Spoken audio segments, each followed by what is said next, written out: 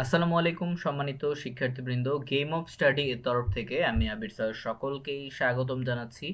খুবই গুরুত্বপূর্ণ আপডেট নিয়ে আপনাদের সামনে হাজির হয়েছি। তো বলা যাচ্ছে যে সরকারি বেসরকারি আমরা জানি যে, যারা জানেন না তাদেরকে একটু বলে রাখতেছি।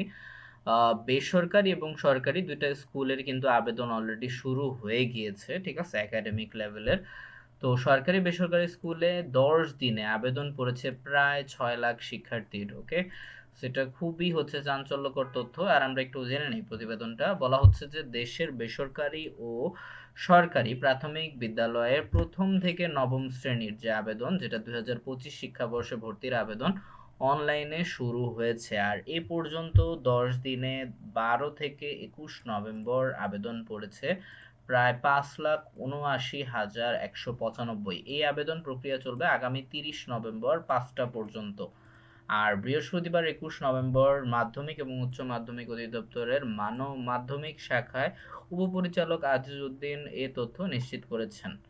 ঠিক আছে। আর সূত্র মতে এবার সরকারি বেসরকারি 887 বিশ্ববিদ্যালয়ে আসন আছে টোটাল 11,16,633টি। আর কেন্দ্রীয়ভাবে লটারির মাধ্যমে ভর্তি পরীক্ষা সম্পূর্ণ করা হবে।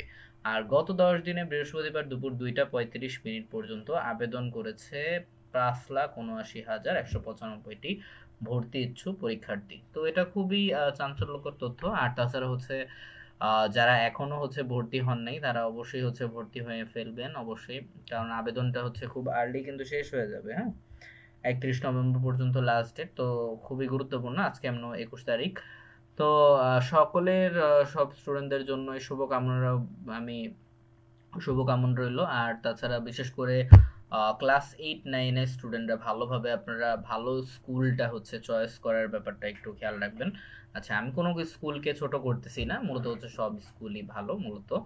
আর ফ্যাসিলিটি অবশ্যই বাড়ানোর চেষ্টা করবেন বাকি স্কুলগুলো যেগুলো রয়েছে। ওকে, সো আল্লাহ হাফেজ সকলকে।